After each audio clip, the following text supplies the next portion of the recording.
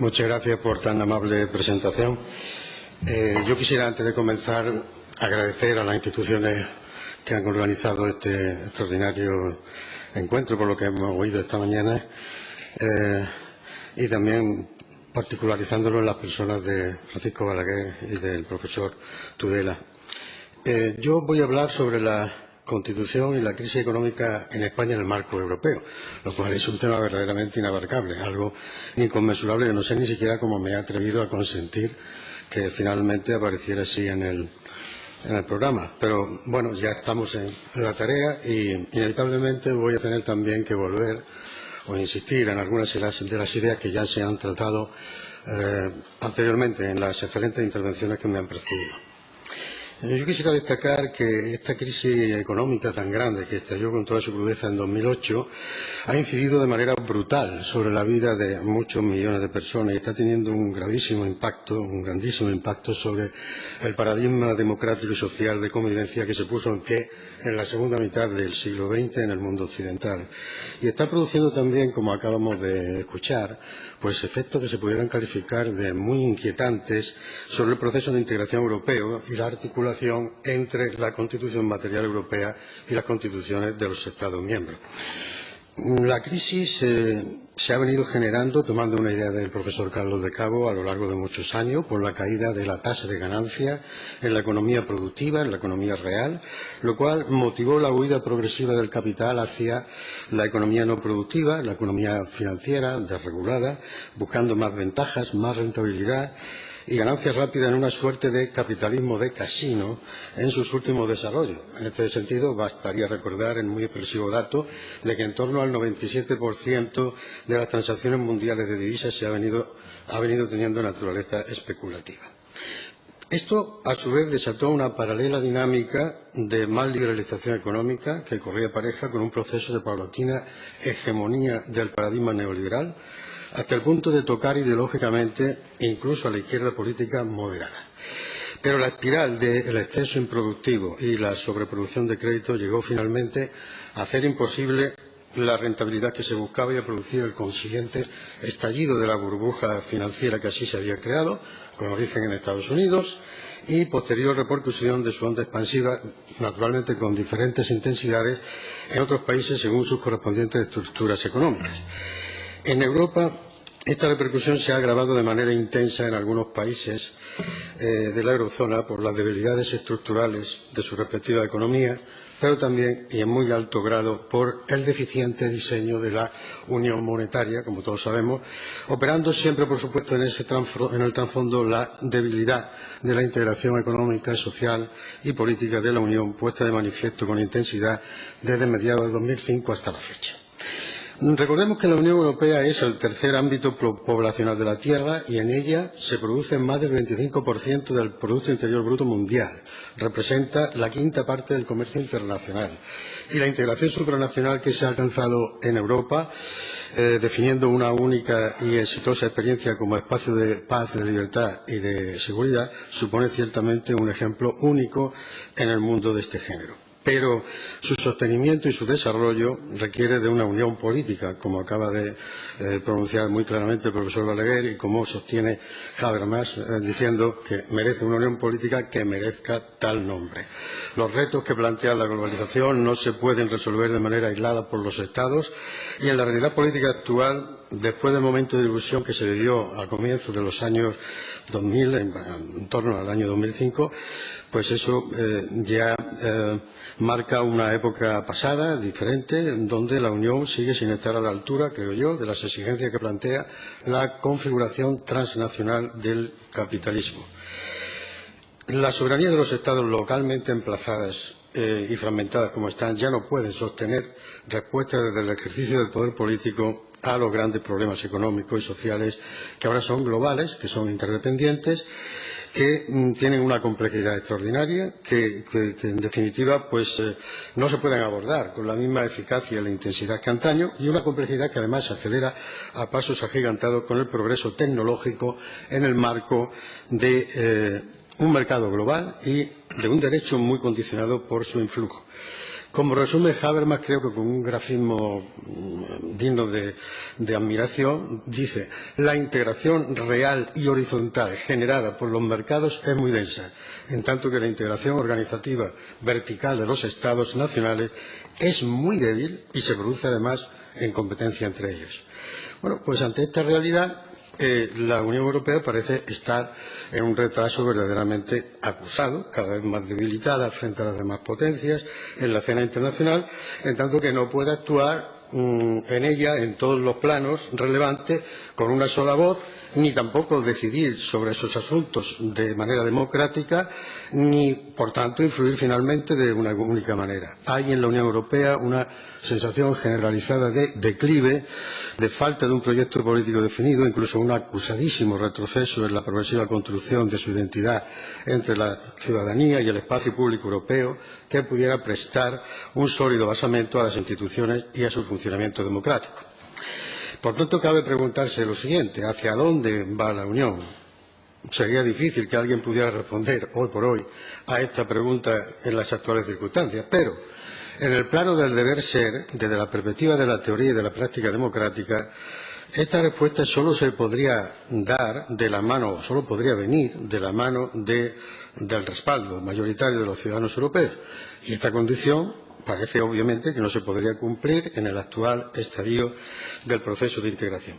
Sin embargo, contradictoriamente, la razón europea, si por ello entendemos lo que dicen los objetivos, los principios y los valores sobre los que se sustenta explícitamente la Unión, exige un salto cualitativo hacia un paradigma renovado, no solo en lo económico, sino también en lo político, construido con los principios y las técnicas del derecho constitucional. Como acaba de expresar el profesor Balaguer, no por un deseo o por una voluntad que podamos tener muchos o determinados ciudadanos de la Unión Europea, sino por razones objetivas, por la propia dinámica social, económica, política de las sociedades que integran la Unión en el marco de la globalización progresiva. El enfoque predominantemente intergubernamental y tecnocrático es ya claramente inadecuado, insuficiente, tanto en fin, y vemos que la crisis está, incluso quiero decir, el tiempo del gradualismo funcionalista ya ha pasado. La crisis amenaza con seriedad creciente al conjunto de la Unión, y las medidas que se han venido adoptando, basadas en la austeridad de mano dura y sin políticas de crecimiento, cuando el crecimiento sostenible es una precisamente de las principales tareas de la Unión, podrían llegar a que colapsara el entero edificio de la misma. Para salir al paso de esta situación es necesario, por tanto, cambiar de política y de la forma de hacerla, recreando también el sistema institucional, superando el déficit democrático, como antes se decía, que más bien habría que decir que es un déficit de constitución, como plantea el profesor Balaguer, en una dirección adecuada a la magnitud de los retos internos y globales con los que la Unión se enfrenta y se enfrentará en un futuro cargado de incertidumbre. La necesidad de salir de la crisis para la recomposición del capital ha impuesto volver de manera muy dificultosa a la economía real, retomo la idea, a la economía productiva. Y para ello se reclama desde el neoliberalismo económico y político, unas veces abiertamente, otras de manera encubierta, la desvalorización de los contenidos del gran pacto social democrático bajo el cual hemos venido viviendo desde la segunda mitad del siglo XX, como antes decía, como requisito necesario, imprescindible, haciendo recaer todo el peso de la crisis sobre las clases medias y las más desfavorecidas. Incluso se está haciendo a costa de deprimir profundamente la demanda agregada e impedir el crecimiento necesario para salir de la crisis. Este proceso es muy bien visible desde la era Nixon y el crecimiento de la industria sin producto, la gráficamente llamada industria financiera, siguiendo con las con las desregulaciones y las privatizaciones de estructuras hasta entonces desmercantilizadas y de provisión social. Políticas que se abanderaron por Reagan y Thatcher y que coincidieron en el tiempo con la desaparición del bloque socialista, que dejó de ser en aquellos tiempos ya una amenaza real para el mundo capitalista. Políticas que continuaron de un modo u otro con Clinton y con Bush hasta que se produce el estallido de la gran burbuja y la transformación progresiva de la deuda privada en deuda soberana, deuda soberana que la ciudadanía está pagando penosa y duramente, no los capitalistas, ni las entidades financieras, ni las multinacionales, que han sido los responsables directos y principales de la crisis. La evolución de los datos macroeconómicos y las principales medidas y prácticas que se han adoptado en el marco de la crisis explican con suficiente claridad la confluencia en este escenario del conjunto de los mecanismos que se ponen en juego para la socialización de pérdidas, con tosco apoyo en la ideología de la austeridad, los recortes en salarios, en sueldos, en pensiones, así como numerosos recursos para el sostenimiento de los derechos y servicios propios del Estado del bienestar, la escandalosa evasión de capitales en los llamados paraísos fiscales, la inmensa bolsa de fraude fiscal que se ha generado y, en general, la ilusión de impuestos de quienes más tienen sin adoptar medidas adecuadas para combatir esta lacra. Y, de otro lado, la presión cada vez mayor sobre los menos ricos, generando una inmensa desigualdad y lastrando las posibilidades de recuperación y crecimiento. Es particularmente interesante, creo yo, y productivo hacer un análisis comparativo entre la reacción que frente a la crisis se ha realizado en los Estados Unidos durante la administración Obama y la que se lleva a cabo en la Unión Europea bajo el liderazgo de facto de Alemania y de su canciller. Este análisis lo ha realizado, entre otros, el profesor Diego López Garrido en un libro excelente cuya lectura recomiendo, La Edad de Hielo, Europa y Estados Unidos ante la gran crisis, el rescate del estado del bienestar. Y de este análisis se desprende que en Estados Unidos se han sabido combinar las medidas de ahorro con estímulos al crecimiento y al empleo, con un papel protagonista, como bien se sabe, del sistema de la Reserva Federal, produciendo unos efectos muy positivos y una notoria recuperación y crecimiento desde el año 2009 hasta la fecha. Por el contrario, en la Unión Europea ha ocurrido otra cosa, porque ha estado persistentemente instalada en la fracasada política de la austeridad a toda costa, elevada ortodoxia económica y a mantra ideológico, y con un Banco Central Europeo muy limitado jurídicamente en sus posibilidades, por los tratados y, de hecho, también por los condicionamientos provenientes, como todos sabemos con toda claridad, de Alemania. El fracaso de esta política impide el crecimiento y se ha reducido de manera muy fuerte los servicios y los medios económicos a disposición de los ciudadanos, generándose así una creciente desigualdad y una profunda insatisfacción social, junto con una cada vez mayor desafección política y desconfianza ciudadana en las instituciones tanto nacionales como europeas. Las situaciones de crisis económica de los Estados miembros no son ciertamente las mismas, no son homogéneas, no son asimilables. Y en algunos países como España se dan circunstancias estructurales específicas, como ha sido la crisis inmobiliaria y el desencadenamiento de los ataques de los especuladores financieros en los mercados de deuda y la imposibilidad de responder con otros mecanismos económicos al no tener el control sobre la moneda. Y en este plano la Unión Europea no ha sabido tampoco reaccionar a tiempo y cuando lo ha hecho limitadamente en un único e insuficiente sentido, coordinando el afrontamiento de las manifestaciones financieras de la crisis, combinando medidas comunitarias, como se ha destacado, con otras que son intergubernamentales, sin implementar estímulos fiscales para hacer frente a la crisis, centrándose sobre todo en controlar la observancia por los Estados, en especial de los más afectados, los que evoca precisamente el lamentable acrónimo PIGS, de las políticas económicas de austeridad que alienta la Unión Europea sin alternativa y que en realidad se imponen mediante la traslación a Europa de los procesos de adopción de las decisiones, también se ha destacado ya, que corresponderían a los Estados y sin participación alguna, por tanto, de la ciudadanía. Tanto es así que a la vista de estos procesos puede sostenerse que hoy vivimos en una gran paradoja, una Europa sin constitución formal, pero con cada vez más derecho constitucional, y un Estado con constitución, pero con cada vez menos derecho constitucional, como dice el profesor García Roca. Así las cosas, esta crisis ha vuelto a poner sobre la mesa de manera cada vez más cruda y cada vez más intensa grandes cuestiones que todavía están pendientes en la Unión Europea. Una Unión Europea, recordémoslo, que es una comunidad constitucional material de tipo singular, como dice el profesor Heberler, una especie de preforma de federalismo que no logra desplegar todo su potencial de integración, que es el siguiente: la necesidad de transitar hacia una unión política más estrecha, como antes hemos dicho, y en este marco la fundamental cuestión de cómo resolver la forma de integración de la realización y protección de los derechos sociales en una unión inicialmente concebida como un espacio económico común y, en definitiva, establecer una alternativa social y democrática a la crisis con instituciones e instrumentos financieros adecuados. En el planteamiento de Habermas, volviendo a él, que comparto plenamente, la Unión Europea necesita, por tanto, de una movilización política orientada a defender la esencia de un estado de bienestar como espina dorsal de una sociedad que todavía está orientada hacia la inclusión política, social y cultural. Se trata de una visión más amplia y más ambiciosa que la meramente economicista, reducida en esencia al mercado y a sus aspectos complementarios. Es, por tanto, una visión diferente que apela a la cultura, a un modelo de sociedad europea que ha crecido en su historia y donde se da, cito literalmente a Habermas, una combinación única entre el colectivismo público y el individualismo privado, a una forma, por tanto, de vida europea como contenido de un proyecto político de gran alcance. Pero la realidad que vivimos, por desgracia, dista mucho de esta visión. También se ha dicho.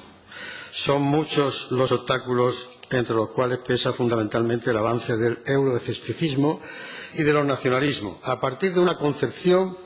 de la soberanía que está anclada claramente en el pasado y que no se acompasa con la realidad de nuestros días, donde aquella aparece claramente fragmentada y compartida en varios niveles, justamente los niveles que podrían devolver a la soberanía, compartiéndola, toda su fuerza mediante su articulación sobre la base del principio de subsidiariedad. También cabe citar la propia debilidad del espacio político europeo, se ha mencionado anteriormente, y el escaso concernimiento de los ciudadanos de Europa con los asuntos europeos, de lo que igualmente es manifestación, al mismo tiempo, la debilidad de un sistema de partidos europeos, que es tanto efecto como causa de este problema que estoy mencionando. Como también lo es la conocida ausencia de liderazgo político europeo, también se ha mencionado antes. Es decir, los políticos europeos suelen concentrarse más en el espacio limitado de sus respectivos estados, apoyándose en él para estar y actuar, eso sí, en Europa, pero no para ser y hacer Europa. Y en este mismo plano habría que poner también la insuficiencia de los mecanismos de participación política popular, representativa y directa que pudieran dotar al sistema institucional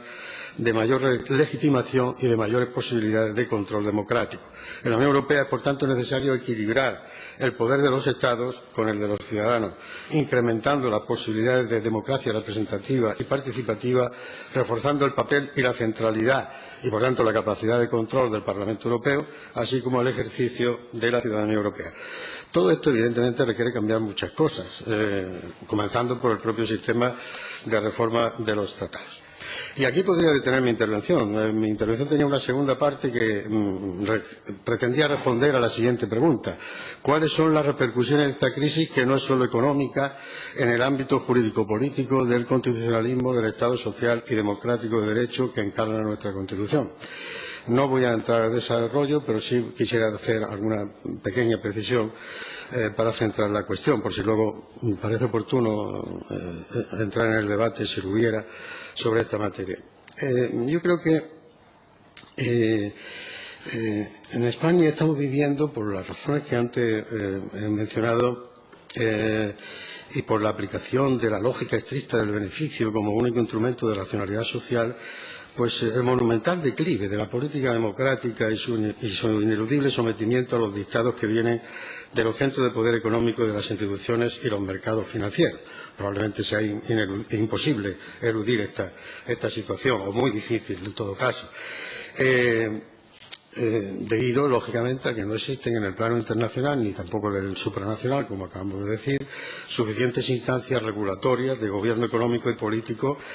que pudieran encauzar la situación y que no se acabara imponiendo un concepto, un entendimiento de la autonomía, como se ha impuesto abiertamente sobre la política democráticamente deducida, reduciendo al extremo la expresión del pluralismo y la operatividad de las reglas constitucionales de la resolución de los conflictos sociales y políticos,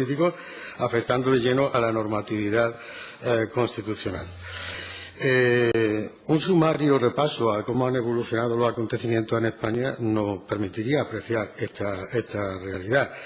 la voracidad de los mercados de deuda llegó a exigir la reforma de la Constitución en pleno mes de agosto de 2011, como todos sabemos, para introducir el principio de estabilidad presupuestaria en el artículo 135 de la Constitución. Podríamos hablar mucho de este tema, pero yo quisiera señalar que, desde luego, yo creo que no se puede discutir, ni yo discuto, la validez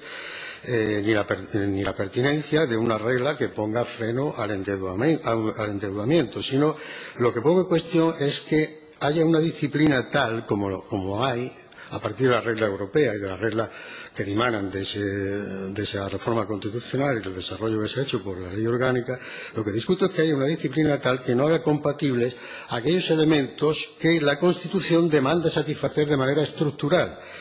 los requerimientos del Estado social y democrático de derecho en un modelo de fuerte descentralización política que garantice no solo la sostenibilidad, sino también la suficiencia financiera. La reforma del artículo 135, estoy de acuerdo en esto con lo que dice el profesor García Roca, supone el establecimiento de una prohibición constitucional que no se puede interpretar sistémicamente o sistemáticamente, sino que se tiene que aplicar con absoluta preferencia y, por ello, desplaza a las demás normas constitucionales. Y de ahí que, en contraste con la Constitución material, pues hoy por hoy y por estas circunstancias, el discurso constitucional explícito en algunos aspectos nos pueda aparecer socialmente como un lenguaje en buena medida hueco, lleno de retórica y de promesas que son y van a ser incumplidas. Y, en definitiva, por este camino, combinado con la crisis de la Unión Europea como medio de integración y la traslación que se ha hecho hacia ella de muchas decisiones propias de la estatalidad interna, por vía de hecho o con pérdida de control democrático, pues la fuerza de los hechos está imponiendo lo que cada vez se parece más a una mutación constitucional de gran alcance, correspondiente a un paradigma económico, social y político que no encaja con el constitucionalmente proclamado, quiero decir, y que funciona de manera sobrepuesta y sobreentendida al mismo. A partir de aquí hacía una serie de un excursus explicando aspectos concretos de cómo se manifiesta en distintos ámbito de esa crisis, en el ámbito del Estado social, en el ámbito del modelo democrático, representativo y participativo, pero bueno, les ahorro a ustedes esta digresión que fácilmente se puede adivinar a partir de lo que he dicho y a partir de las reflexiones tan interesantes y tan profundas que esta mañana se han hecho en esta sala. Muchas gracias.